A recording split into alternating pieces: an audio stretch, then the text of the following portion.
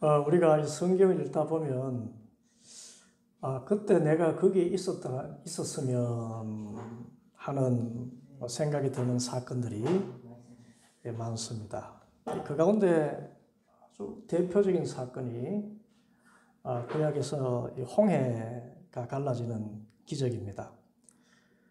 이스라엘 백성들이 애굽에서 탈출을 했을 때 뒤에는 애굽 군대가 쫓아오고 앞에는 홍해가 놓여 있었습니다. 두려움에 울부짖는 이스라엘 백성들 앞에서 하나님의 사람 모세가 말합니다. 출애굽기 14장 13절에 두려워하지 마십시오. 당신이 가만히 서서 주님께서 오늘 당신들을 어떻게 구원하시는지 지켜보기만 하십시오. 당신들이 오늘 보는 이 이집트 사람을 다시는 볼 수 없을 것입니다.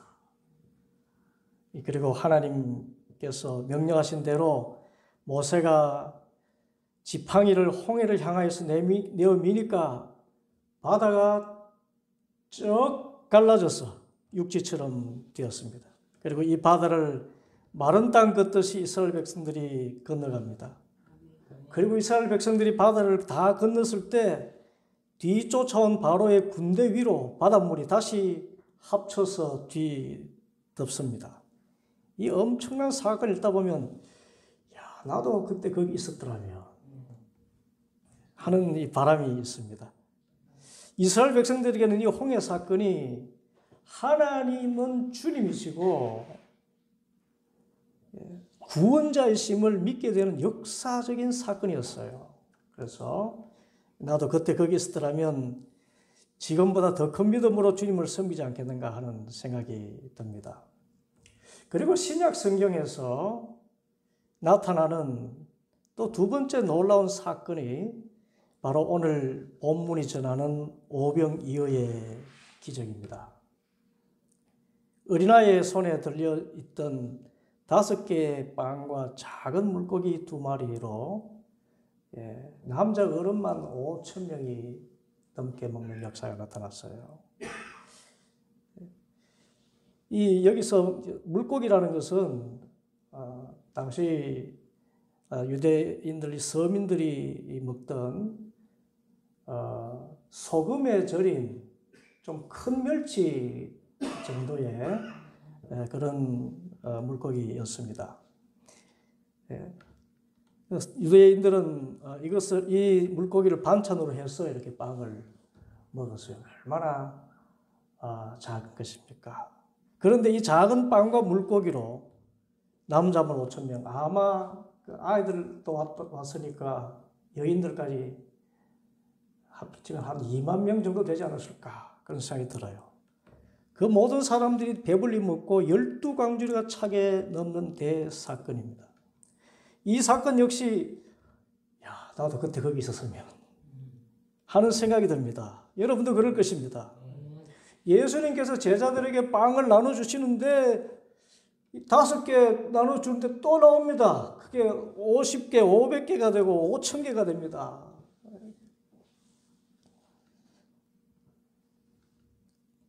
물고기도 2마리가 200마리가 되고 또 2만 마리가 됩니다. 그리고 더 달라 하니까 계속 나와요. 예수님의 손에서 계속 나오는 것입니다.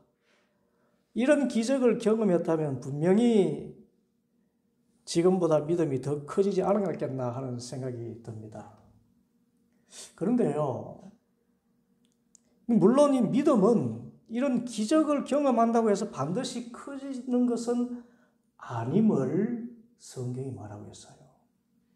이 오병이어의 이 기적을 체험한 이후에 예수님께서 십자가 고난을 받으시는데 그때 예수님을 십자가에 내어준 대부분의 사람들이 이 오병이어의 기적을 체험했던 사람들이에요. 그런 사람들이 저 사람을 십자가에 못 박아줘서 그렇게 이야기합니다. 그렇지만 우리의 믿음은 주님께서 행하신 기적을 믿고 그런 기적이 일어난다는, 지금도 일어난다는 믿음까지 자라가야 됩니다. 그래야 지금도 그런 기적을 경험할 수 있게 되는 것입니다. 그러므로 우리가 이 시간 다시 다져야 할 믿음은 주님은 오병이어의 기적을 행하셨고 지금도 행하실 줄 믿습니다. 라는 믿음입니다. 아멘이신가요? 예. 그러면 우리가 어떻게 주님께서 이런 기적을 행하신다는 것을 믿을 수 있습니까? 이성으로는 도저히 믿어지지가 않잖아요. 그래서 첫째로 우리가 읽는 성경이 역사적인 사실을 증거하기 때문에 그렇습니다. 여러분, 성경이 하나님의 말씀임을 믿습니까? 이거 놀라운 일인데. 그러면 그 성경에서 기록되어 있는 대로 예수님이 나를 위해서 십자가에 펴려 죽으시고 나에게 영원한 하나님 나라의 생명을 주신 구원자이심을 믿으십니까? 이것이 성경이 전하는 진리 핵심입니다.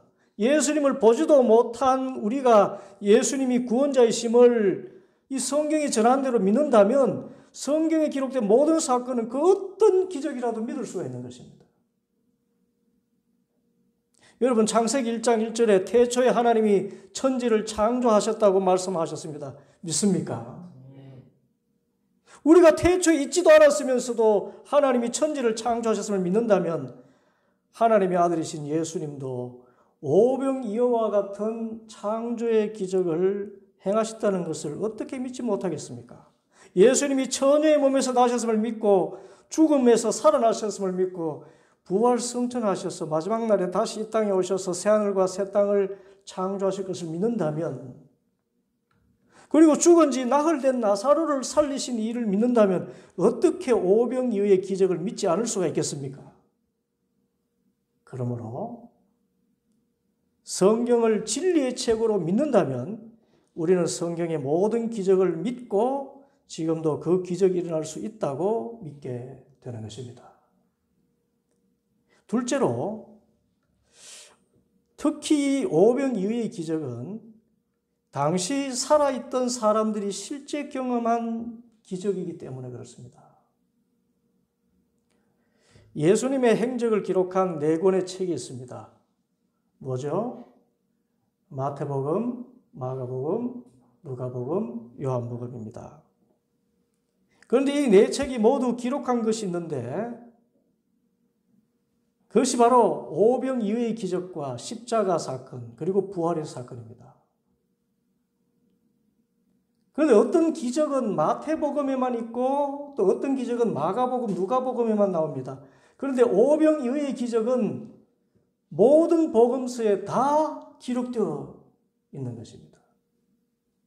그리고 마태, 마가, 누가복음에 씌어진 시기는 예수님 부활하신 후에 25년에서 40년밖에 안 되었기 때문에 오병이어의 기적을 경험한 사람들이 아직 살아 있었을 때입니다. 그래서 만일 이 오병이어의 사건이 허구라면 초대 교회는 시작도 하지 못했을 것입니다.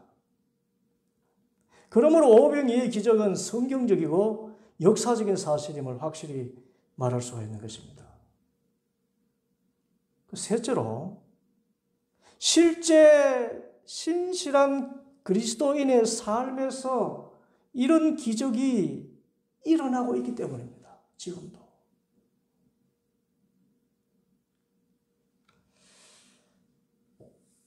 참 이 독실한 그리스도인 가운데 코리 텐 붐이라는 분이 있습니다. 코리 텐 붐.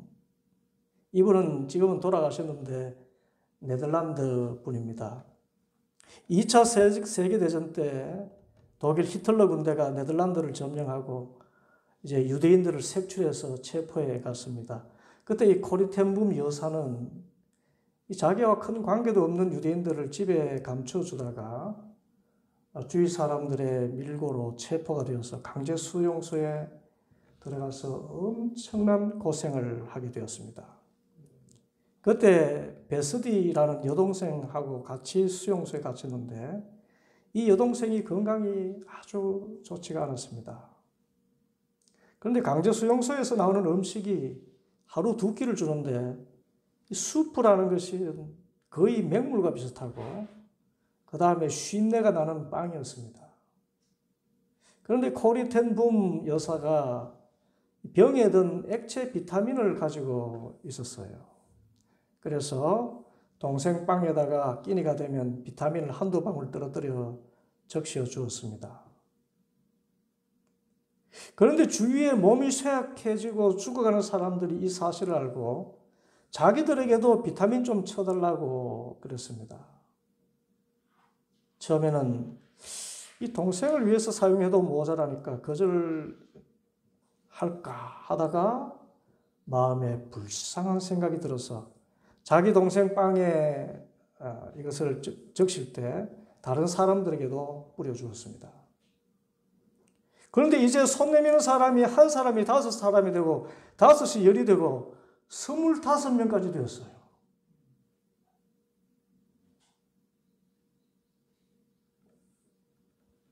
이 사람들이 찾아왔을 때 이제는 비타민이 다 떨어졌으려니 하고 치면 또 나옵니다.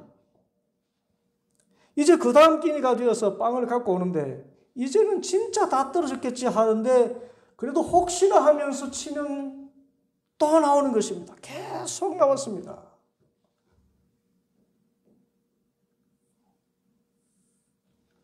코리텐붐 여사의 간증입니다.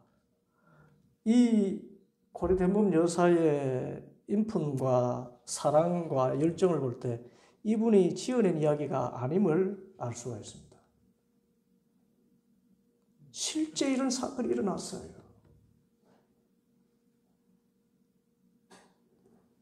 또 미국 샌디에고라는 곳에서 선교 활동을 하던 예수회 소속 신부와 수녀들이 경험한 사건도 있습니다. 이 샌디에고는 멕시코 접경지인데 근처에 대규모 쓰레기 매립장이 있었습니다. 거기에는 멕시코 사람들이 와서 쓰레기를 뒤져서 먹을 것을 찾고 또 쓸만한 것을 건져서 팔기도 하면서 아주 비참한 생활을 하고 있었습니다. 그래서 예수회 소속 신부와 수녀들이 그곳에 선교 센터를 세우고 전도 활동을 했습니다. 이분들은 가톨릭 계열의 성직자들이지만 우리 이 개신교인들하고 똑같이 사실상 거의 같아요. 성령의 은사를 강조하고요. 성경을 읽고 찬양하고 그렇게 하는 분들입니다. 이분들이 거기서 선교 활동을 하는데 놀라운 역사가 일어났습니다. 예수님 믿을 수 없을 것 같은 사람이 예수를 믿고 또 변하지 않을 사람들이 변화되어서 약물 중독, 알코올 중독자들이 술도 끊고 마약도 끊는 그런 일이 일어났습니다. 그리고 감옥에 가서 전도를 하는데 거기서도 크고 작은 기적들이 일어납니다. 그래서 예수회 본부에서 조사단을 파견했습니다. 그런 기적들이 사실인지 그런 부흥의 역사가 진짜인지 조사하려고 파견했습니다. 그 조사단이 조사한 결과를 비디오로 녹화를 했는데 어느 신학교 윤리학 교수가 그것을 입수해서 신학생들에게 보여주었습니다. 그런데 거기에 이런 감정이 나옵니다. 이 성탄절이 되었습니다. 선교 현장에서. 그래서 이분들이 거기 사는 사람들에게 저녁 대접을 하려고 음식을 준비했습니다. 터키 요리를 하고 빵을 만들고 성탄절 만찬을 준비했습니다. 보통 120명쯤 선교센터를 방문했기 때문에 넉넉히 150명분을 준비했습니다. 그런데 성탄절 전날 이 음식을 차에 싣고 현장에 가보니까 큰일 났습니다. 150명분 준비했는데 300명이 모인 것이에요. 그런데 거기에는 깽단이 있었는데 2파가 갈려져 있었어요. 그래서 성탄절 특별 음식을 대접한다 하니까 양깽단파의 소속 멤버들이 총출동한 것입니다. 그래서 한쪽 파는 먹고 다른 파는 못 먹으면 깽단 사이에 전쟁이 일어날 상황이었습니다. 할 수 없다 생각하고 그냥 줄선대로 준비된 것 주고 그냥 끝낼 생각을 했습니다. 그렇다고 양을 줄일 수도 없고 정량대로 접시에 담아 나눠주기 시작했습니다. 한참 주다 보니까 줄 서는 사람이 없어요. 그래서 보니까 와있던 300명 모두가 식사를 하고 있는 겁니다. 할렐루야. 지금도 예수님의 마음으로 하나님의 일을 하면 오병이어 같은 기적이 일어날 줄 믿습니다. 하나님은 살아계시고 예수님은 어제나 오늘이나 영원토록 동일하신 분이십니다. 오병이어의 기적을 행하시는 예수님은 지금도 행하시는 줄 믿습니다. 그런데 매번 이렇게 일어나진 않죠. 여러분, 기적이 매번 일어나면 그것은 기적이 아니라 평상시의 일에 불과합니다. 그런데 이런 기적이 일어나요. 지금도 일어납니다. 그러면 예수님께서 왜 이런 큰 기적을 행하셨습니까? 오병이어의 기적이 주는 영적인 교훈이 무엇일까요? 첫째로, 그것은 예수님은 하나님이시고 사랑의 전능자라는 것을 보여주시기 위함이십니다. 여러분, 병 고치는 기적도 기적인데 이 병 고치는 기적과는 달리 오병이어의 기적은 없는 것을 있게 하는 기적입니다. 이 병 고치는 것은 암덩어리 같은 것이 사라지게 하는 것, 그래서 있는 것을 없게 하는 것 아닙니까? 그런데 오병이어의 기적은 자꾸 생겨나는 것입니다. 없는데 있게 되는 것이에요. 이것은 하나님 행하시는 창조의 역사와 같습니다. 그래서 예수님은 바로 창조주 하나님과 동일하신 분이시다. 이것을 보여주시기 위해서 예수님께서 오병이어의 기적을 행하신 것입니다.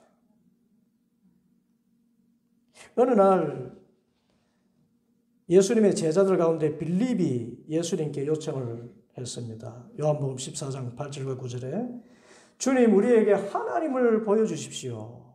그러면 좋겠습니다. 예수님께서 대답하십니다. 빌립아, 내가 이렇게 오랫동안 너희와 함께 지냈는데 너는 나를 알지 못하느냐? 나를 본 사람은 하나님을 보았다. 그런데 네가 어찌하여 우리에게 하나님을 보여주십시오 하고 말하느냐?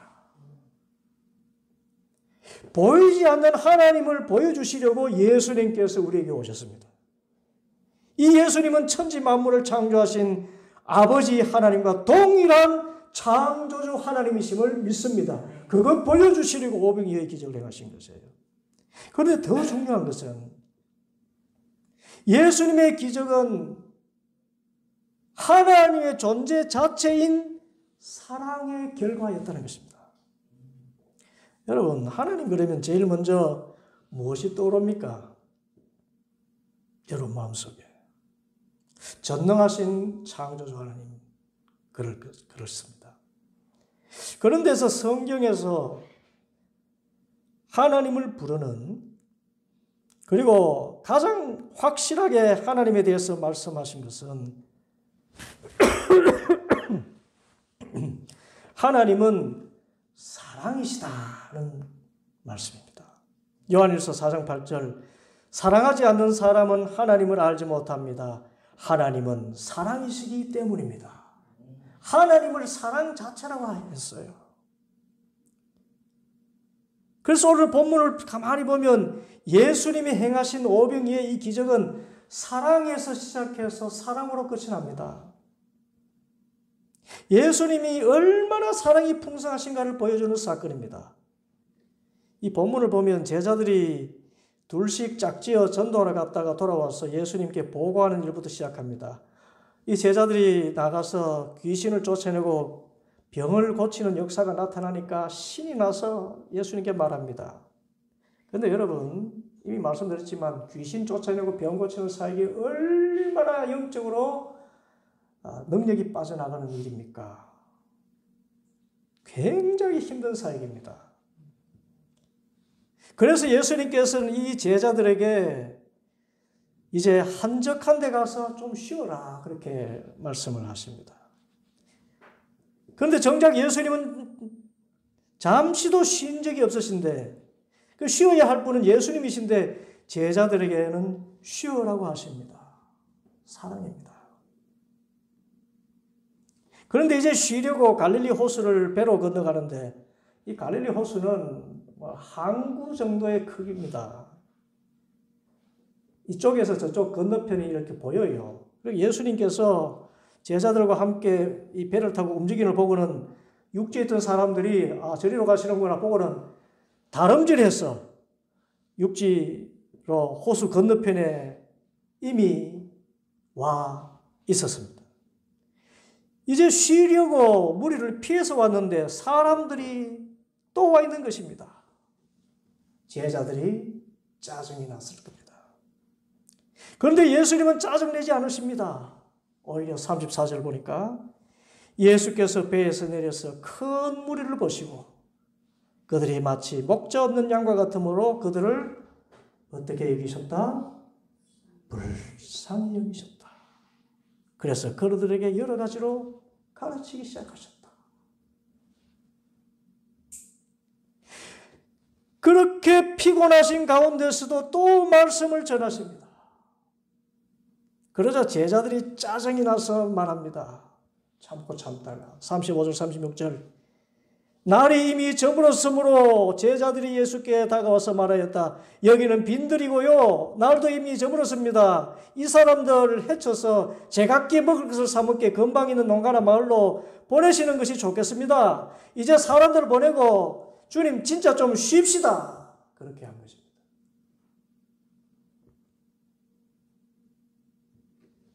그런데 예수님께서 말씀하십니다. 37절 예수께서 그들에게 말씀하셨다. 너희가 그들에게 먹을 것을 주어라. 제자들이 이제는 왕짜증이 나서 예수님께 말합니다. 그러면 우리가 가서 빵 200데나리온어치를 사다가 그들에게 먹이라는 말씀입니까? 200데나리온을 지금 우리 돈으로 환산하면 한 2천만 원에서 3천만 원 정도 됩니다. 나그네들인 제자들이 돈이 어딨어요. 그런데 예수님은 제자들의 이 짜증스러운 반응에도 결코 같이 화내시지 않습니다. 오히려 이렇게 말씀합니다. 38절 너에게 빵이 얼마나 있느냐 가서 알아보아라. 정말 온유하게 그리고 차분하게 문제를 해결하실 대책을 친히 마련하시려고 하십니다. 이것입니다. 예수님은 하나님과 동일하시게 사랑이십니다. 예수님은 제자들이 휴식이 필요하다는 것을 아시고 휴식할 수 있는 기회를 주셨습니다. 무리들에게 가르친 사람은 제자들이 아니라 예수님이세요. 피곤하신 예수님입니다. 그리고 예수님께서는 충분히 짜증내실 만한 상황에서 오히려 무리들을 불쌍히 여기셨습니다. 이처럼 하나님은 우리를 불쌍히 여기십니다. 그래서 우리가 실수하고 잘못해도 우리 죄를 7번씩 7번이라도 용서해 주십니다. 또 그렇기 때문에 우리가 결심하고 넘어지고 또 결심하고 넘어지는 통에 가족들은 보고 짜증내고 또 스스로 나 자신을 보아도 짜증날 정도로 나는 왜 이 모양일까? 왜 같은 실수를 반복할까? 한심하게 생각될 때 그때 하나님께 나가면 하나님은 짜증내시지도 않으시고 화내지도 않으시고 오히려 불쌍히 여기시고 용납하시고 도와주시고 잡아주시는 분이십니다. 이 사랑 때문에 우리가 어떤 상황에서도 살아갈 수가 있는 것입니다. 그래서 히브리서 4장 15절 16절 우리의 대제사장 예수님은 우리의 연약함을 동정하지 못하시는 분이 아닙니다. 그는 모든 점에서 우리와 마찬가지로 시험을 받으셨지만 죄는 없으십니다. 그러므로 우리는 담대하게 은혜의 보좌로 나아갑시다. 그리하여 우리가 자비를 받고 은혜를 입어서 제때 주시는 도움을 받도록 합시다. 말씀했습니다. 우리가 나 스스로 짜증이 날 정도로 한심하게 행동하고 실수해도 여러분 스스로가 생각해도 정말 한심할 때가 있죠. 나는 왜 이 모양인가? 진짜. 그래서 뭐 주위의 사람들이 막 모두가 비판합니다. 도대체 당신이라는 사람 왜 그 모양이야?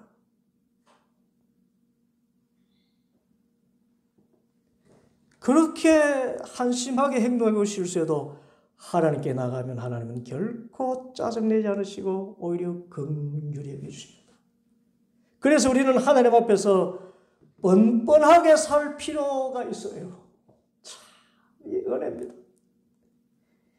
세상에서 아무리 좋은 사람도 용납할 수 없는 실수라 해도 하나님은 화내지 않으시고 사랑으로 이해하시고 받아주십니다. 10번 가면 10번 그대로 받아주십니다.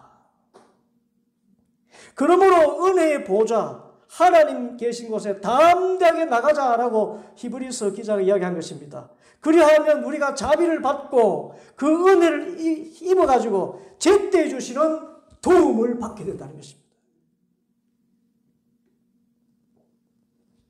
오병이어의 기적은 바로 이런 예수님의 긍휼의 능력이 있어서 하나님과 동일하게 창조의 대역사를 이루신 기적인 것입니다. 여러분, 사람을 긍휼히 여기면 기적이 일어날 줄 믿습니다. 긍휼히 여기세요. 예수님의 마음으로 사람을 보고 또 나 자신이 실수를 해도 예수님 앞에서 나아가면 예수님께서 나를 용납하심으로 내가 그 긍휼로 내 삶에 기적적인 변화가 일어나게 됩니다. 긍휼이 기적을 일으킵니다. 둘째로 오병이의 기적을 통해서 주시는 교훈은 예수님의 말씀을 따라 순종하면 예수님께서 친히 이루신다는 것입니다.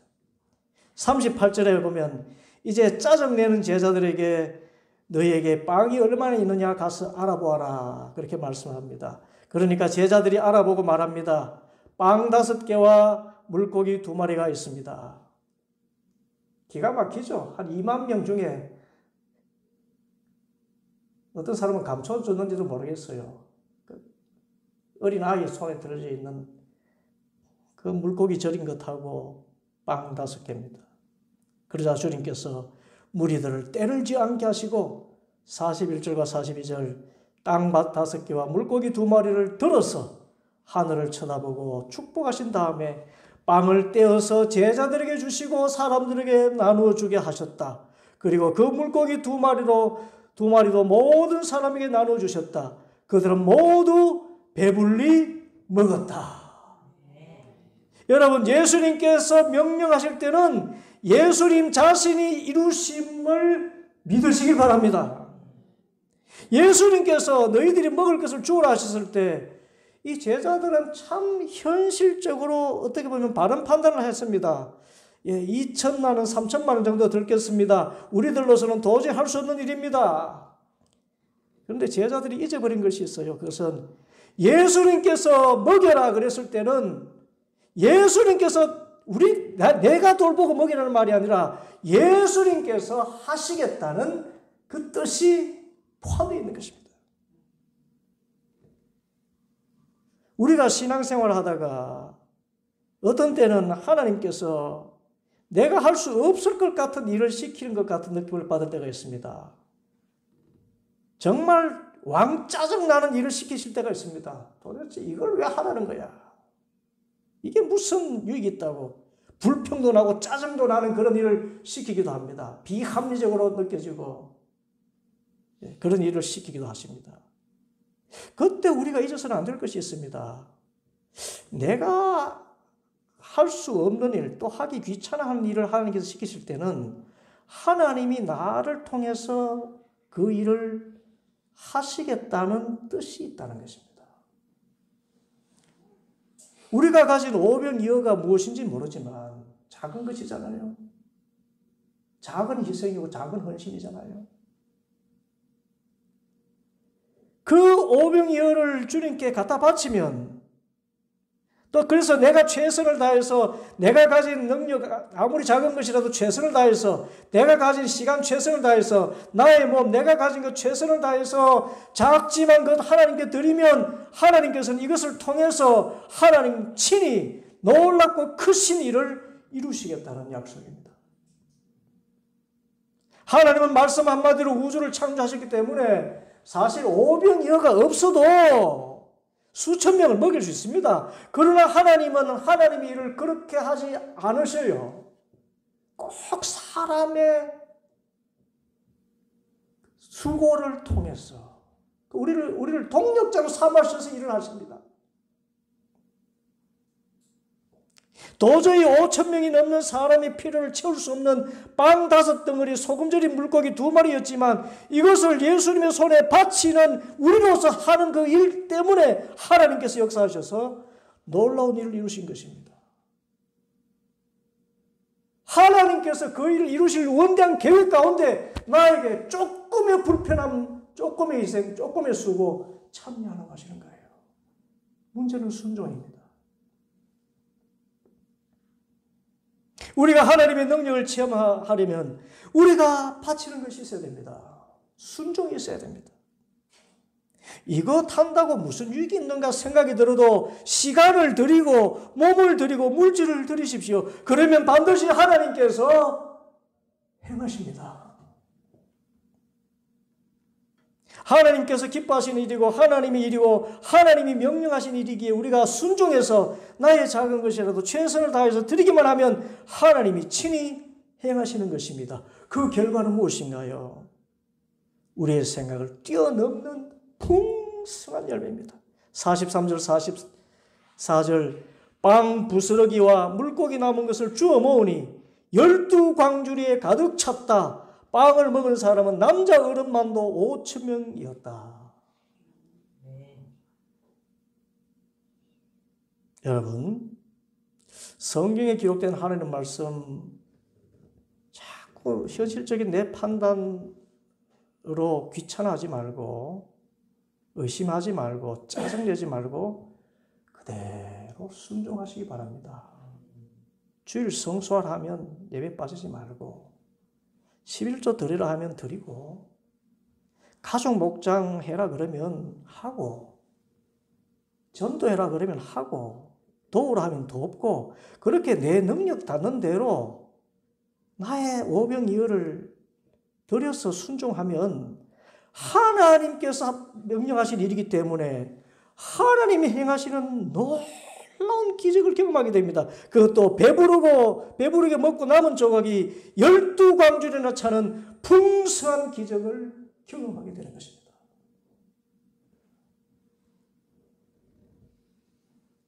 지금도 예수님은 사랑이 무한하신 전능하신 하나님을 믿고 그래서 담대히 주님을 찾고 나의 작은 것을 주님의 명령을 따라 드리고 최선을 다해서 순종해서 오병이어의 기적과 같은 놀랍고 풍성한 기적을